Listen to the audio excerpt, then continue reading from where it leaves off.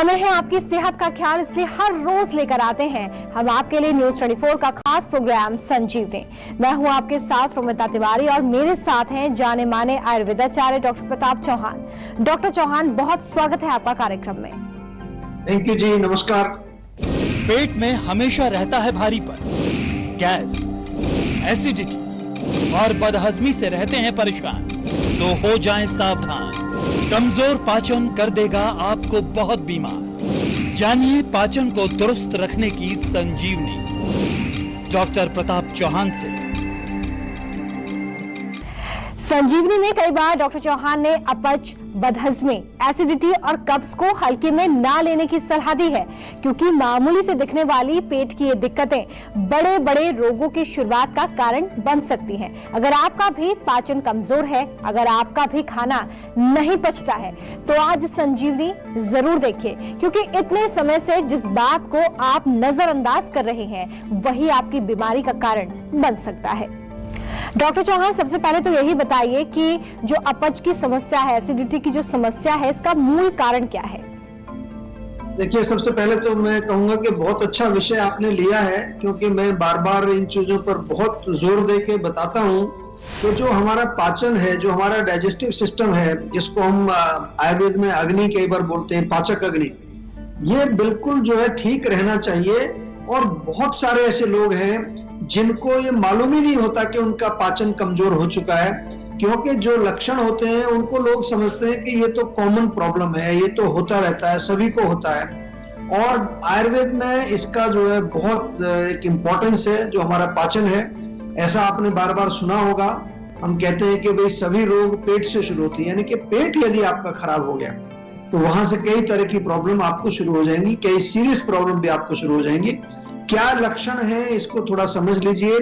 यदि आपको पेट में जो है अपच होता है, भारीपन होता है, या जो है पेट में किसी प्रकार की आपको ब्लोटिंग होती है, गैस बनती है, या कभी कभार आपको डकारें आती हैं, काफी ज्यादा डकारें आती हैं, किसी को गैस बहुत ज्यादा रिलीज हो रही है, या पेट में जलन होती है, एसिडिटी जिसको बोलते हैं, ये बहुत कॉमन सी समस्या है। आमतौर पर लोग जो है इनको नजरअंदाज करते हैं, निगलेक्ट करते हैं, कहते हैं कि ये तो सभी को बनती है, गैस भी बनती है, एसिडिटी होती है, लेकिन ऐसा नहीं है।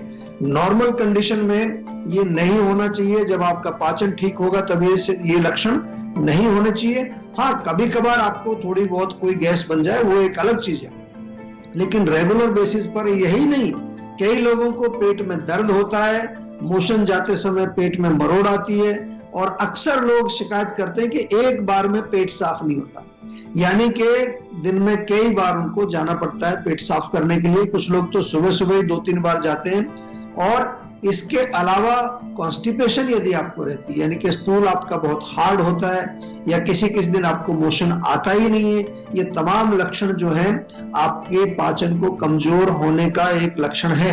इसके साथ आजकल बहुत सारे पेशेंट ऐसे आ गए हैं जिनको किसी खास भोजन से एलर्जी, कुछ लोगों को गेहूं से एलर्जी, आजकल गेहूं नहीं पचा पाते, कुछ लोगों को जो है किसी बादाम से, मूंगफली से, या किसी और चीज से एलर्जी होती है। ये भी लक्षण जो कहीं ना कहीं आपके पाचन संस्थान की कमजोरी को ही दर्शाता है। या आपका वेट गेन हो रहा है, आप हर चीज को जो है कंट्रोल भी किए हुए, लेकिन फिर भी आपका वजन बढ़े जा रहा है, दिन भर आपको सुस्ती बनी रहती है, और रात को जब आप सोने के लिए जाते हैं तो गहरी नींद नहीं आती है, थोड़ा सा जो है बीच बीच में कुछ सपने आते रहते हैं, या नींद खुलती रहती है, या नींद बहुत अच्छी साउंड स्लीप आपको नहीं आती है। ये तमाम लक्षण जो हैं, ये आपके पाचन कमजोर होने के लक्षण हैं। डॉक्टर चौहान, अभी आपने बताया कि क्या कारण हो सकते हैं कमजोर पाचन के, लेकिन ये कितना खतरनाक साबित हो सकता है अगर लगातार इसे इग्नोर किया जाए, लोग इसे नजरअंदाज करें? बहुत खतरनाक हो सकता है, क्योंकि मैंने अभी बताया आपको कि आयुर्वेद के दृष्टि से अगर हम देखें तो पेट यानी कि पाचन संस्थान हमारा बहुत इंपॉर्टेंट एक हमारे शरीर का हिस्सा है। ऐसा समझ लीजिए, सारा जितना भी कारोबार चल रहा है उसका जो सेंट्रल ऑफिस वो हमारा डाइजेस्टिव सिस्टम है। तो वहां जिस प्रकार की कोई खराबी, कमजोरी अगर आएगी तो वो हमारे शरीर के अनेक सिस्टम्स पर, अनेक ऑर्गन्स पर उसका असर पड़ता है। कमजोर पाचन से होता क्या है, मोटा मोटा सा मैं आपको समझाता हूं।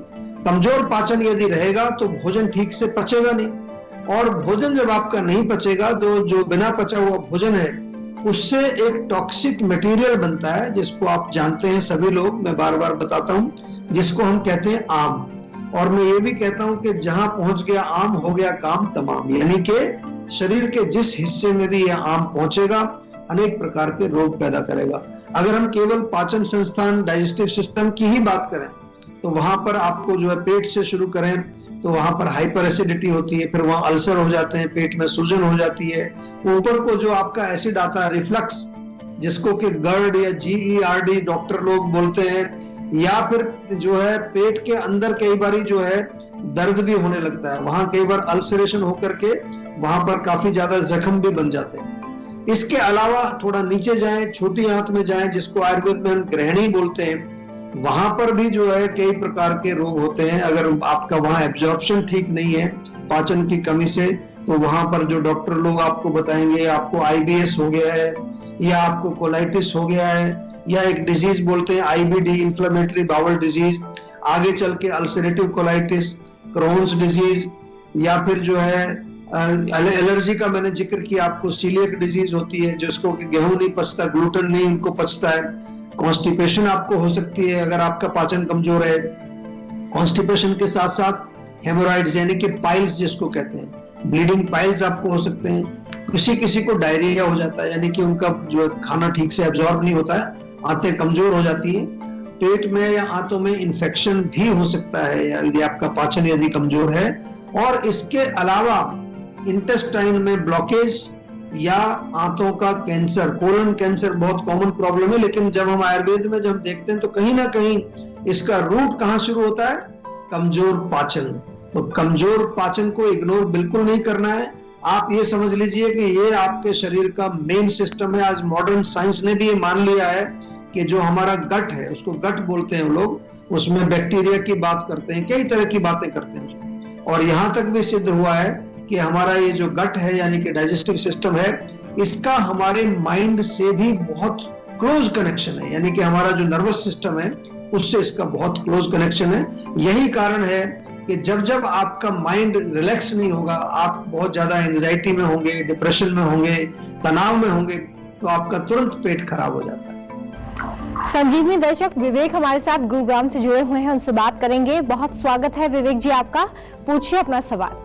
जी, मैं अपने खराब डाइजेशन से बहुत परेशान हूँ। मैं बाहर का कुछ नहीं खाता, मेरे कॉलेज के यार दोस्त वगैरह सब कुछ ना कुछ जंक फूड खाते, मैं नहीं खाता। और फिर मैं नॉर्मल रोटी जो होती है वही खाता हूँ। पर फिर डॉक्टर मेरा पेट ना बिल्कुल भारी बन सा रहता है इस पेट में, और रात को मुझे नींद नहीं आती प्रॉपर, और बार बार मुझे यूरिन करने जाना पड़ता है। ज्यादातर लोग सोचते हैं मैं तो घर का खाना खाता हूँ, लेकिन घर में भी लोग पराठे खाते हैं, पूरी खाते हैं, कचौड़ी खाते हैं, या ऐसी चीजें खाते हैं जो एक दूसरे से मेल नहीं खाती। आयुर्वेद में उसको विरुद्ध आहार बोलते हैं। बहुत बड़ा विषय है। और आप गुड़गांव में रहते हैं, आपसे मेरा निवेदन है एक बार हमारी गुड़गांव की क्लिनिक में जाकर के आप डॉक्टर से मिल लीजिए, पूरा डिटेल से उनको समझाइए। मैं आपको ये बिल्कुल अच्छी तरह से मैं आपको बता सकता हूँ, विश्वास के साथ कह सकता हूँ कि आपका रोग ठीक हो जाएगा। जितने भी लोग पेट के रोगों से पीड़ित हैं, किसी भी तरह का पेट का रोग हो, शुरुआती हो या क्रॉनिक हो, गंभीर रोग हो, कहीं जाने की जरूरत नहीं है। सेहत का नंबर डायल करें, जीवा के डॉक्टर से बातचीत करें, क्योंकि आयुर्वेद जो है वो पेट के रोगों को ठीक करने में तो बहुत एक्सपर्ट है। ये आपको मालूम ही है सभी को। लास्ट में जब रोग खराब हो जाता है तब ना आने की बजाय शुरू में आ जाए तो बहुत अच्छा रहेगा। डॉक्टर चौहान, अब ये बताइए कि हमारा पाचन तंत्र मजबूत हो सके, स्ट्रांग हो सके, इसके लिए हमें क्या खाना चाहिए और किन चीजों को खाने से बचना चाहिए? देखिए, जैसा मैंने बार बार बताया है अपने शो के अंदर आप लोगों को कि हर व्यक्ति की अपनी एक प्रकृति होती है। पहले तो आपको अपनी प्रकृति जरूर मालूम होनी चाहिए सभी लोगों को। यदि नहीं मालूम है तो उसके लिए आप जो हमारी वेबसाइट पर जाएं, जीवा वेबसाइट jiva.com पर, वहां पर एक आपको क्वेश्चनर मिलता है, उसको आप फिल करेंगे तो आपको प्रकृति आपको मालूम चलेगी। और दूसरा जो है, आपको अपनी जो पाचक अग्नि है उसको भी समझना है, उसके अनुसार आपको भोजन करना है। आयुर्वेद में कई तरह के जो है विकार अग्नि के लिखे, विषमाग्नि, तीक्ष्णाग्नि, मंदाग्नि, ये मैं ज्यादा डिटेल में नहीं जाऊंगा, लेकिन वो जो आपकी अग्नि का जो विकार है, क्या आपकी अग्नि में खराबी आई है, उसको समझ करके फिर आपको जो है अपना भोजन निर्धारित करना पड़ेगा। लेकिन एक सिंपल जनरल अगर मैं बताऊं तो आपको वैसी चीजें खानी है जो आसानी से पचने वाली होती हैं, जो हम आयुर्वेद में जिनको सुपाच्य कहते हैं, इजीली डाइजेस्टेबल फूड, जैसे लौकी है, तोरी है, टिंडा है, पेठा है, परवल, करेले की सब्जी आप खा सकते हैं। ये चीजें जो है अवेलेबल होती हैं। ये जरूरी नहीं है कि आपको हमेशा यही खाना, लेकिन ज्यादातर यही खाना चाहिए अगर आपका पाचन कमजोर है। मूंग की दाल खा सकते हैं, मसूर की दाल, अरहर की दाल और कभी कभार चने की दाल, उड़द या राजमा, छोले वगैरह मत खाइए। दलिया अच्छा है, ओट्स आजकल मिलता है, ओट्स का सेवन आप कर सकते हैं। उसके साथ साथ मूंग दाल और चावल की खिचड़ी बना सकते हैं, पोहा आप सेवन कर सकते हैं, उपमा खा सकते हैं, इडली खा सकते हैं। बहुत सारी चीजें हैं खाने के लिए। ऐसा नहीं है कि अगर आपका पाचन कमजोर है तो आपको बहुत सारी रिस्ट्रिक्शंस हैं। सीजनल फ्रूट्स बहुत अच्छे रहते हैं, जो भी आपको सीजनल फ्रूट मिलते हैं। अब जैसे गर्मी शुरू होगी, तरबूज, खरबूजा जो भी मिलता है, पके हुए आम मिलेंगे, वो खाइए, कोई दिक्कत नहीं है। Fruits are easily digestible. और कुछ थोड़ा बादाम, 7-8 बादाम, 1-2 अखरोट, कुछ किशमिश, 4-5 दाने, ये रात को आप अगर भिगो दें, उनको भी आप जो भिगो करके खा सकते हैं। ये मैं आपको बता दूं कि डीप फ्राइड जो होती है चीजें, जो तली हुई चीजें, उनको अवॉइड करना है आपको। खास तौर से जो है अगर आपका पाचन कमजोर है, गरिष्ठ भोजन आपको सेवन नहीं करना है, जिसमें कि राजमा, छोले, उड़द की दाल, गोभी वगैरह इस तरह की चीजें आती हैं। आपको जो है मिल्क प्रोडक्ट्स को बहुत जो है एहतियात के साथ सेवन करना है। छाछ अच्छी रहती है, दही नहीं ठीक है, बहुत ज्यादा पनीर वगैरह नहीं खाना है, बहुत ज्यादा चिकनाई नहीं खानी है, और मिठाई का सेवन भी ज्यादा नहीं करना। जो मीठी चीजें होती हैं, चाहे वो मिठाई है, चाहे चीनी युक्त कोई भी चीज है, और कोल्ड, ठंडा, अब गर्मी आ गई है तो गर्मी में कई लोग बहुत ठंडा पानी पीते हैं, बर्फ डाल करके भी आप जो कई चीजें पीते हैं, वो आपकी अग्नि को शांत करेगा, उसको कमजोर बनाएगा। अग्नि के विपरीत है ठंड जो है। तो इस तरह से आपको छोटी छोटी सी चीजें हैं, इनका ध्यान रखना है। लेकिन और विस्तार से जानकारी के लिए आप हमारी वेबसाइट, हमारी यूट्यूब चैनल या फिर फेसबुक पेज को आप जब लाइक करेंगे, सब्सक्राइब करेंगे, वहां बहुत सारा इंफॉर्मेशन आपको हर रोज हम पोस्ट करते हैं, वहां वो भी आपको जो है वहां आपको कई टिप्स मिलेंगी जिससे आपको फायदा होगा। चलो बारी है आज की संजीवनी की। डॉक्टर चौहान, अब मैं आपसे ये जानना चाहूंगी कि आयुर्वेद में अगर हमारा पाचन कमजोर है तो आयुर्वेद के माध्यम से कैसे हम उसे ठीक कर सकते हैं? देखिए, सबसे पहले जैसे मैंने कहा, अपनी प्रकृति को आप जरूर जानिए और अग्नि की स्ट्रेंथ आपको मालूम होनी चाहिए कि कितना खाना आप पचा सकते हो। और बहुत इंपॉर्टेंट है कि आपको डाइजेस्टिव कुछ ना कुछ डाइजेस्टिव चीजें लेनी चाहिए। जैसे जीवा में आपको डाइजेस्टॉल चूर्ण मिलता है, डाइजेस्टॉल टैबलेट मिलती है, पाचक वटी आपको मिलती है। आम पाचक चूर्ण तो दुनिया भर में प्रसिद्ध है, हमारा दुनिया भर में लोग लेते हैं उसको। इसके अलावा एक अगर एसिडिटी होती है तो अम्ल पित्तांतक चूर्ण बहुत बढ़िया है। अगर आपको गैस बनती है, पेट में थोड़ा दर्द होता है, पेट साफ नहीं होता है, तो लवण भास्कर चूर्ण भी आप ले सकते हैं, या हरित की टैबलेट्स। और कब्ज यदि रहती है आपको, कॉन्स्टिपेशन, तो मुक्ति चूर्ण है, एक सिद्ध हरित की भी आता है। कई प्रकार के जो है आपको हमारे यहाँ काढ़े मिलते हैं, आशा वरिष्ठ मिलते हैं, वो भी डॉक्टर से आप पता कर लीजिए। और बहुत इंपॉर्टेंट चीज है कि यदि पाचन का कोई रोग आपको है तो हमारे जीवा का जो सेहत का नंबर है उस पर डायल करके उनसे, डॉक्टर से बातचीत जरूर करिए, क्योंकि आपको जो है उस रूट कॉज को समझ के उसको ठीक करना जरूरी है। और साल में एक बार जो है पूरी सिस्टम की सर्विसिंग, जैसे गाड़ी की सर्विसिंग आप कराते हैं, वो जरूर करानी चाहिए। और उसके लिए आपको क्या करना है, उसके लिए आपको जीवाग्राम में आना है कम से कम 7 दिन। अब तो आपको मालूम है कि सभी आयुर्वेद के जो चिकित्सा है उनमें आपको इंश्योरेंस रिम्बर्समेंट वगैरह मिलता है, गवर्नमेंट की स्कीम्स होती है, वो हमारे यहाँ पर भी आपको सब सुविधा उपलब्ध है। इसलिए एक बार साल में जरूर आपको आना चाहिए। नियमित रूप से व्यायाम भी करें और रेगुलरिटी रखनी चाहिए। एंड फाइनली स्ट्रेस को मैनेज करना है। वक्त हो चला है संजीवनी टिप्स का। डॉक्टर चौहान, सौंफ जिसका इस्तेमाल अक्सर हम घर में करते हैं, कैसे हमें सेहतमंद रख सकती है? देखिए, सबसे पहले तो सौंफ जो है माउथ फ्रेशनर का काम करती है। दूसरा जो है भोजन को पचाने में सहायक है, एसिडिटी को भी कम करती है, एंटासिड का भी काम करती है, गैस नहीं बनने देती और पेट साफ करती है, और ब्लड प्रेशर को भी कंट्रोल करती है। और जो माताएं दूध पिलाती हैं बच्चों को, ब्रेस्ट फीडिंग करती हैं, उनके लिए भी सौंफ बहुत फायदेमंद होती है।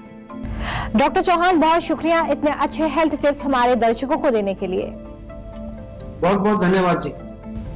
हम उम्मीद करते हैं कि आप भी आज डॉक्टर चौहान को सुनने के बाद सेहतमंद रहने की तरफ अपना एक और कदम बढ़ाएंगे, और इसमें आपकी मदद करने के लिए आपके साथ है सेहत का नंबर 0129404004। ये नंबर फौरन मिलाएं और अपनी कॉल रजिस्टर करवाएं।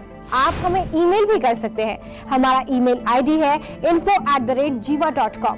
फेसबुक के जरिए भी आप हमसे जुड़ सकते हैं। हमारी फेसबुक आईडी है www.facebook.com/jiva ayurveda। हमेशा स्वस्थ रहें, तंदुरुस्त रहें और खुश रहें। इसी उम्मीद के साथ कल फिर होगी आपसे मुलाकात। आज दीजिए इजाजत, नमस्कार।